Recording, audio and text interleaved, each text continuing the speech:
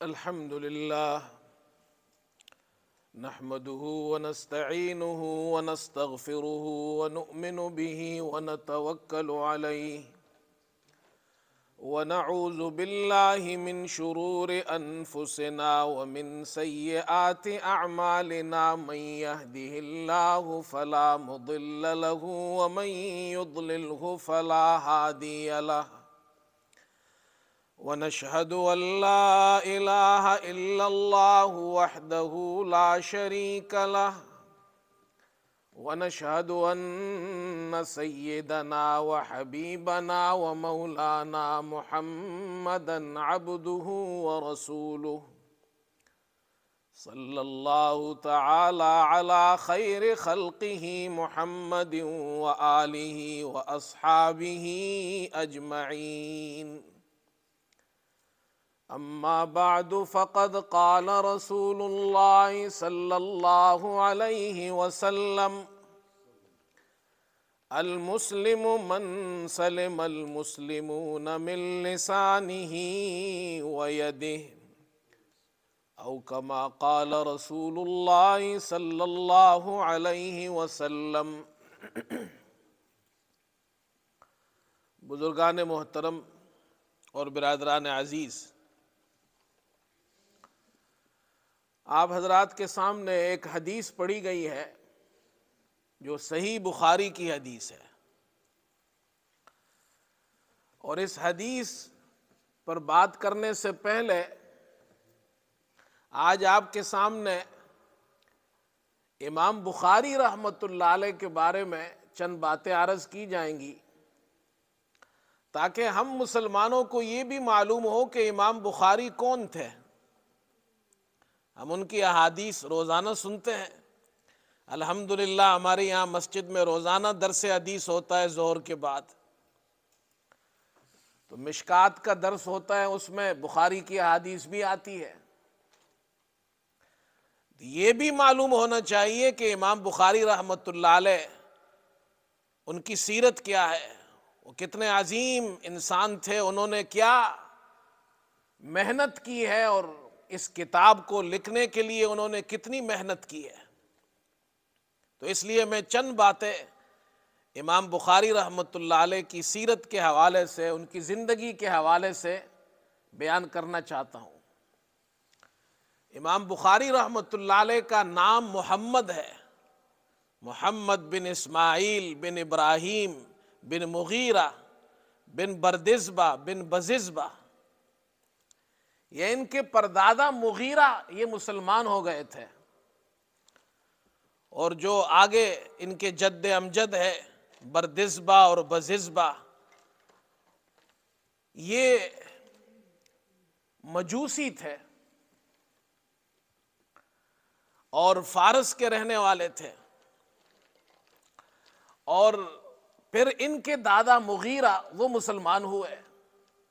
بخارا کے اندر جو حاکم تھا اس وقت وہ مسلمان تھے، ان کے ہاتھ پر امام بخاری کے دادا مسلمان ہو گئے۔ امام بخاری رحمۃ اللہ علیہ پیدا ہوئے 194 ہجری میں، اور ان کی تربیت ان کی والدہ نے کی ہے۔ امام بخاری یتیم تھے، ماں جب نیک ہو تو پھر ان کی اولاد ایسے عظیم لوگ بنتے ہیں۔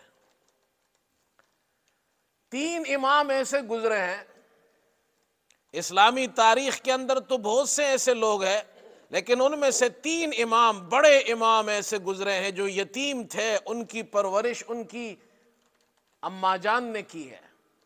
ان میں سے ایک امام بخاری ہے۔ امام بخاری رحمۃ اللہ علیہ یتیم تھے، ماں ان کی نیک خاتون تھی۔ بچپن میں امام بخاری رحمۃ اللہ علیہ کی بینائی چلی گئی کسی بیماری کی وجہ سے۔ ان کی والدہ ہر وقت دعائیں کرتی تھی، نیک پارسا خاتون تھی۔ ایک مرتبہ خواب میں حضرت ابراہیم علیہ السلام کی زیارت ہوئی، اور انہوں نے بشارت سنائی کہ اللہ تعالیٰ نے تمہاری دعائیں قبول کر لی ہے اور تمہارے بچے کو بینائی واپس لوٹا دی ہے۔ جب وہ بیدار ہوئی تو امام بخاری کی بینائی واپس لوٹ آئی تھی۔ یہ ان کی والدہ کی تربیت تھی۔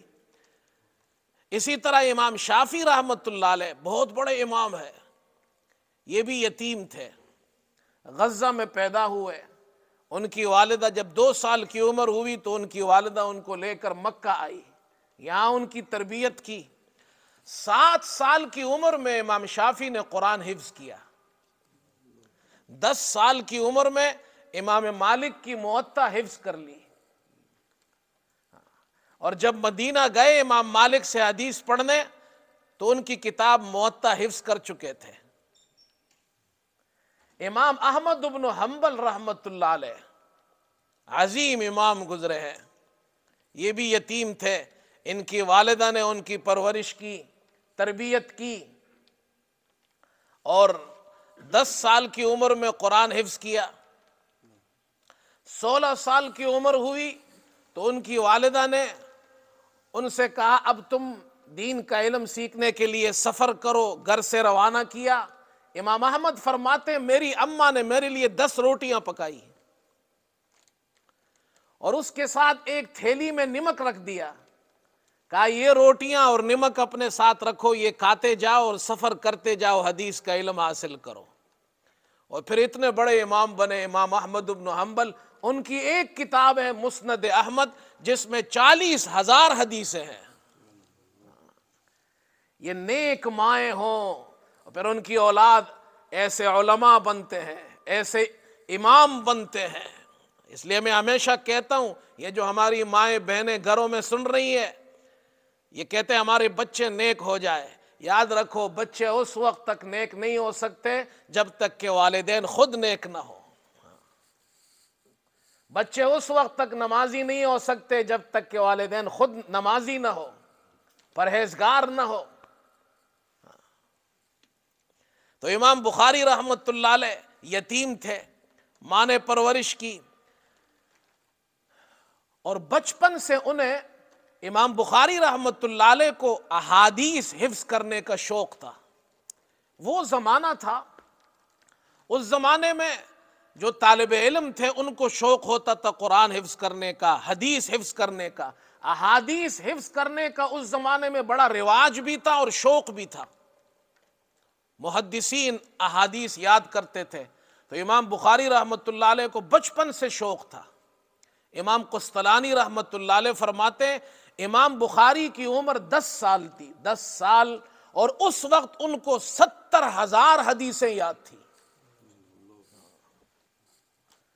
اور احادیث سیکھنے کے لیے انہوں نے سفر کیے۔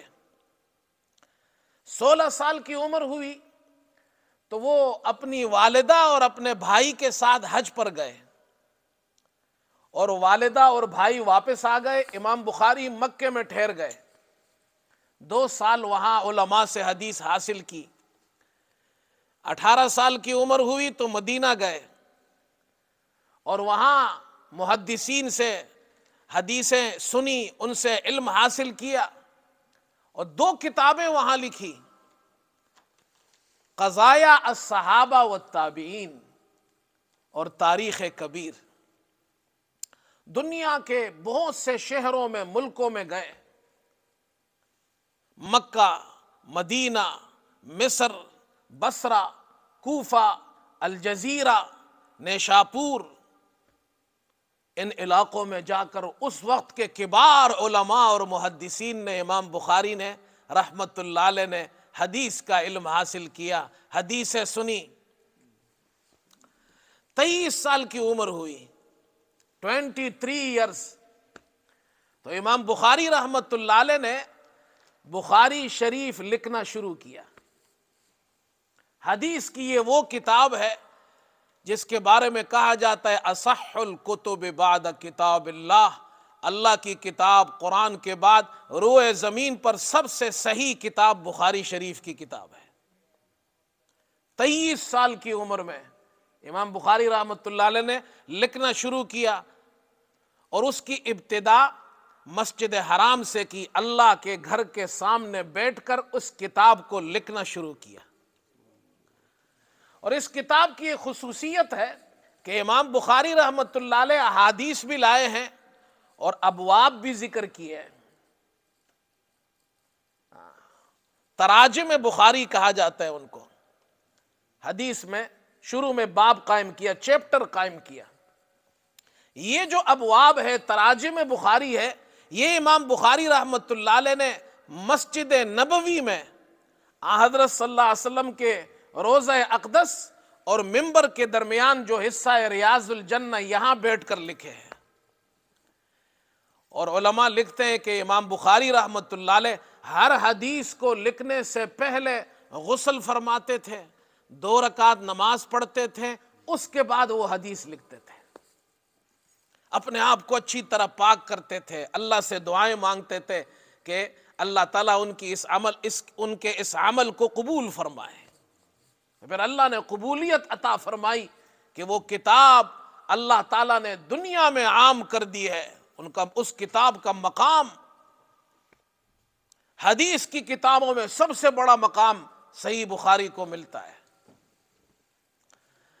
امام بخاری رحمۃ اللہ علیہ، ان کے بارے میں 2 باتیں ہمیں معلوم ہونی چاہیے. ہم اپنے یہاں طلبہ کو جب پڑھاتے ہیں تو ان کو تو بتاتے ہیں، آپ کو بھی بتا دیتے ہیں. امام بخاری رحمۃ اللہ علیہ کا حافظہ بہت تیز تھا. یہ بچے پوچھتے ہیں نا کہ حافظہ کیسے تیز ہوگا، مولوی صاحب کوئی وظیفہ بتاؤ. تو علماء نے لکھا ہے کہ امام بخاری رحمۃ اللہ علیہ کا حافظہ بہت تیز تھا، اور اس کی وجہ خود امام بخاری رحمۃ اللہ علیہ فرماتے ہیں، میں نے زندگی میں کبھی کسی کی غیبت نہیں کی ہے. طلبہ کو چاہیے گناہ سے اپنے آپ کو بچائے، نگاہوں کی حفاظت کرے. جب تقویٰ ہوگا تو حافظہ بھی تیز ہوتا ہے. کتنا حافظہ تیز تھا ان کا، اور کتنے نیکوکار تھے. 2 واقعے سنیے. امام بخاری کے ایک ساتھی ہے وراق بخاری، وہ فرماتے ہیں امام بخاری کو تیر اندازی کا شوق تھا. تو ایک مرتبہ تیر اندازی کر رہے تھے، مشق کر رہے تھے، تو وہ تیر جا کر ایک پل کو لگ گیا. لکڑی کے پل ہوتے تھے اس زمانے میں، تو وہ پل کا کچھ نقصان ہو گیا، اور وہ کسی آدمی کی ملکیت تھی وہ پل. تو امام بخاری پریشان ہو گئے اور وراق سے کہا کہ اس آدمی کے پاس جاؤ، مالک کے پاس جاؤ، اور اس سے کہو کہ تمہارے پل کا نقصان ہو گیا ہے، ہم اس نقصان کو ٹھیک کرتے ہیں، یا ہم سے پیسے لے لیجئے یا ہمیں معاف کر دیجئے. جب مالک کو پتہ چلا کہ امام بخاری نے تیر اندازی کی ہے اور پل کو نقصان ہوا، کہا کہ امام بخاری تو وہ انسان ہے کہ جس پر میں اپنا سارا مال بھی لٹا دوں تو کم ہے، جاؤ میں نے معاف کیا ان کو. امام بخاری اتنے خوش ہوئے کہ ایک شخص کا حق تھا، میں نے اس کا حق ضائع نہیں کیا. اس دن امام بخاری اتنے خوش تھے کہ خوشی میں انہوں نے طلبہ کو 500 حدیثیں سنائیں اور 300 درہم صدقہ کیے. یہ تقویٰ تھا ان کا. اور حافظہ کتنا تیز تھا امام بخاری کا. امام بخاری رحمۃ اللہ علیہ کا حافظہ غضب کا حافظہ تھا. ایک مرتبہ بغداد میں آئے تو وہاں کے جو اس زمانے میں تو ہر جگہ علماء ہوتے تھے، طلبہ ہوتے تھے. انہوں نے کہا ہم امام بخاری کا امتحان لیتے ہیں. تو انہوں نے 10 آدمی تیار کیے اور ان کو 10 حدیثیں دی، ٹوٹل 100 حدیثیں. ہر حدیث کی سند میں اور ہر حدیث کی متن میں گڑبڑ کر دی. جو اصل سند تھی اور جو متن تھا حدیث کا اس میں گڑبڑ کر دی. اب جب امام بخاری آئے تو وہ 10 آدمی کھڑے ہو گئے. ایک آدمی کھڑا ہوا، اس نے 10 حدیثیں سنائی. امام بخاری نے کہا لا اعرف، میں نہیں جانتا. جب وہ حدیث سناتا آپ فرماتے میں اس حدیث کو نہیں جانتا. اب جب 10 آدمیوں نے 100 حدیثیں سنائی تو جو پبلک تھی تو وہ سوچنے لگی امام بخاری رحمۃ اللہ علیہ اتنے بڑے آدمی ہیں، ان کو یہ حدیثیں نہیں معلوم. لیکن جو علماء بیٹھے ہوئے تھے وہ سمجھ گئے کہ امام بخاری نے غلطی پکڑ لی ہے. جب وہ 10 آدمی خاموش ہوئے تو امام بخاری کھڑے ہوئے، کہا سنو صحیح حدیثیں یہ ہے۔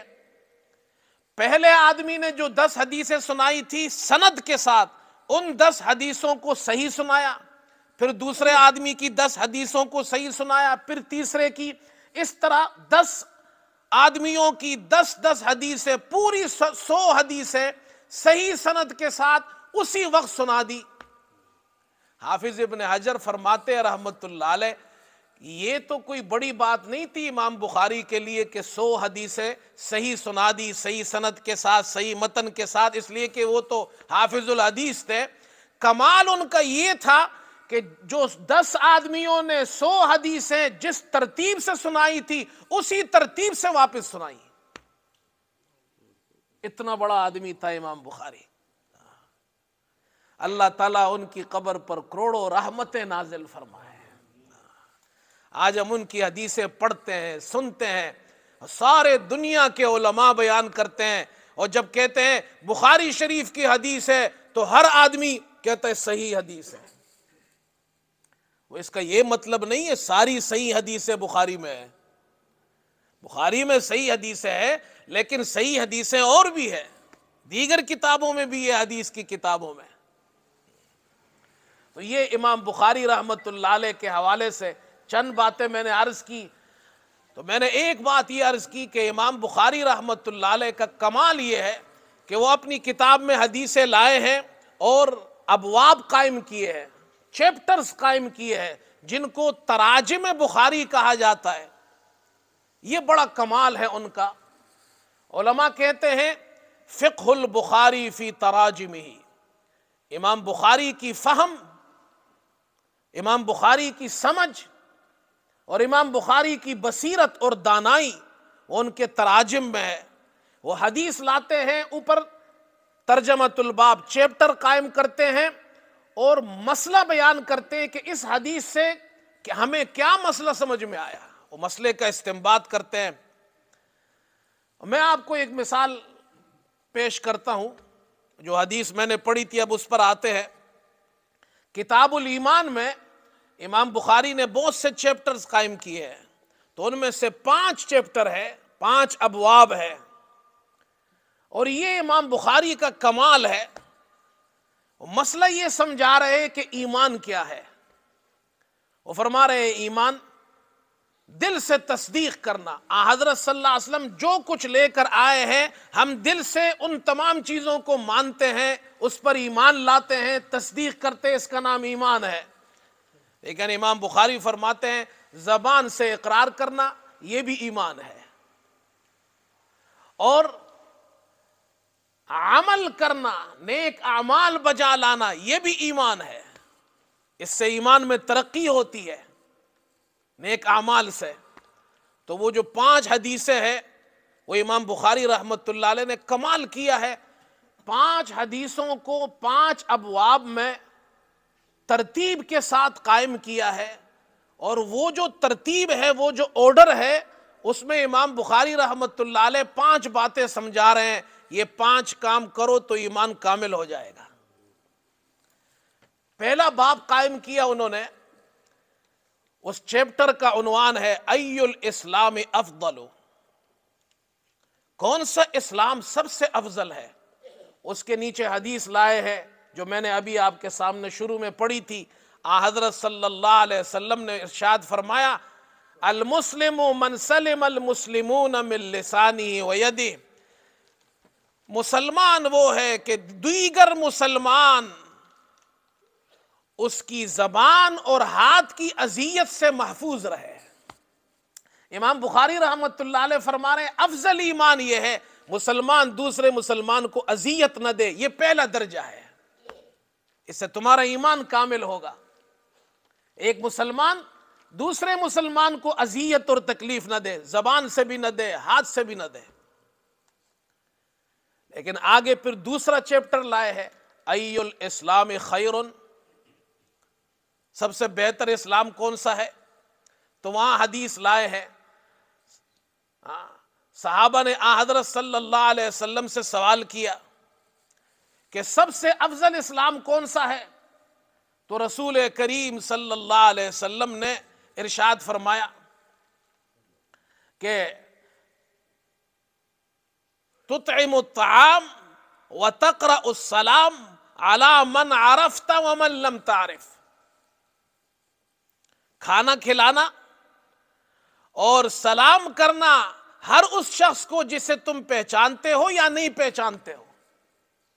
اب یہاں امام بخاری رحمۃ اللہ علیہ دوسرا درجہ بیان کر رہے ہیں کہ دوسرا درجہ یہ ہے کہ دوسرے مسلمان کو، دوسرے انسان کو خیر پہنچانا۔ پہلا درجہ یہ ہے کسی کو اذیت مت دو، اور دوسرا درجہ یہ ہے کہ اس کو خیر پہنچاؤ، اس کو نفع پہنچاؤ۔ صرف یہ نہیں اذیت نہیں دیتے، بلکہ اذیت نہ دینے کے ساتھ اس کو نفع اور خیر پہنچاؤ۔ پھر فرماتے تیسرا درجہ ہے، صرف یہ کافی نہیں ہے۔ تیسرا درجہ کیا ہے؟ تیسرا درجہ یہ بیان کرتے ہیں، پہلا درجہ یہ مسلمان کسی کو اذیت نہیں دیتا، دوسرا درجہ یہ کہ مسلمان دوسروں کو نفع پہنچاتا ہے، تیسرا درجہ باب قائم کیا، اور وہ باب یہ ہے من الایمان ان یحب لاخیہ ما یحب لنفسہ، جو اپنے لیے پسند کرے وہ دوسرے مسلمان کے لیے، اپنے بھائی کے لیے وہی چیز پسند کرے، اپنے مساوی رکھے، اس کو اپنے برابر رکھے۔ حضور صلی اللہ علیہ وسلم کی حدیث لائے ہے، لا یؤمن احدکم حتی یحب لاخیہ ما یحب لنفسہ، تم میں سے کوئی شخص اس وقت تک مومن نہیں ہو سکتا جب تک کہ اپنے بھائی کے لیے وہ پسند نہ کرے جو اپنے لیے پسند کرتا ہے۔ جو خود اچھا کھاتا ہے اپنے بھائی کو بھی اچھا کھلایا۔ یہ نہیں ہے کہ بھائی غریبوں کو دیتا ہے تو گھٹیا چیز دیتا ہے، نہیں، اچھی چیز ان کو دے۔ یہ تیسرا درجہ ہے ایمان کا۔ پھر چوتھا درجہ لے کر آئے کہ بھائی یہاں بھی بات ختم نہیں ہوگی، ایمان، کمال ایمان کا حاصل ہوگا۔ ایک اور درجہ ہے، وہ یہ ہے کہ دوسرے مسلمان کو ترجیح دینا، اپنے اوپر ترجیح دینا، برابری سے بھی زیادہ ان کو دینا۔ اور اس میں سب سے زیادہ درجہ وہ فرمایا کہ وہ سب سے بڑی ترجیح محمد صلی اللہ علیہ وسلم کو دینی ہے۔ تو یہ حدیث لے کر آئے ہیں، آپ صلی اللہ علیہ وسلم نے فرمایا لا یؤمن احدکم حتی اکون احب الیہ من والدہ وولدہ والناس اجمعین، تم میں سے کوئی شخص اس وقت تک مومن نہیں ہو سکتا جب تک کہ میں اس کے والد، اس کے بیٹے اور تمام انسانوں سے زیادہ اس کے نزدیک محبوب نہ ہو جاؤں، اس وقت تک اس کا ایمان کامل نہیں ہو سکتا۔ اب یہ چوتھا درجہ ہے کہ دوسروں کو اپنے اوپر ترجیح دینا، اور سب سے زیادہ محمد صلی اللہ علیہ وسلم سے محبت کرنا، ان کو ترجیح دینا۔ پھر فرمایا بات یہاں بھی پوری نہیں ہوئی، ایک اور درجہ ہے ایمان کا، پانچواں درجہ۔ وہ فرمایا محمد صلی اللہ علیہ وسلم سے محبت کرنا یہ ایمان ہے۔ تو فرمایا پانچواں درجہ یہ ہے کہ جو آپ صلی اللہ علیہ وسلم کے صحابہ ہے، جو آپ کے متعلقین ہے، ان سے محبت کرنا یہ بھی ایمان ہے۔ تو چیپٹر قائم کیا، علامت الایمان حب الانصار، ایمان کی علامت یہ انصار صحابہ سے محبت کرنا۔ آپ صلی اللہ علیہ وسلم کی حدیث لائے ہیں، آپ نے فرمایا آیت الایمان حب الانصار و آیت النفاق بغض الانصار، صحابہ سے محبت کرنا ایمان کی علامت ہے، انصار سے محبت کرنا ایمان کی علامت ہے، انصار سے بغض رکھنا نفاق کی علامت ہے۔ فرمایا ایمان اس وقت تک کامل ہوگا جب یہ 5 صفات درجے تمہارے اندر ہو۔ مسلمان دوسروں کو اذیت نہ دے، دوسرا درجہ دوسروں کو نفع پہنچائے، تیسرا درجہ صرف نفع نہیں پہنچائے، اپنے مساوی، اپنے برابر رکھے، چوتھا درجہ اپنے برابر نہیں، اپنے سے زیادہ ان کا خیال رکھے، ترجیح دے ان کو، پانچواں درجہ جو ان کے متعلقین ہے، جو ان کے رشتہ دار ہے، ان کے ساتھ بھی محبت کرے۔ جب یہ 5 درجے تمہارے اندر ہوں گے تو تمہارا ایمان کامل ہوگا۔ یہ کمال ہے امام بخاری کا، حدیث لاتے ہیں اور اس ترتیب سے لاتے ہیں یہ بھی سمجھا دیتے ہیں ایمان کیسے کامل ہوگا، اور آرڈر میں ترتیب میں لا کر سمجھاتے ہیں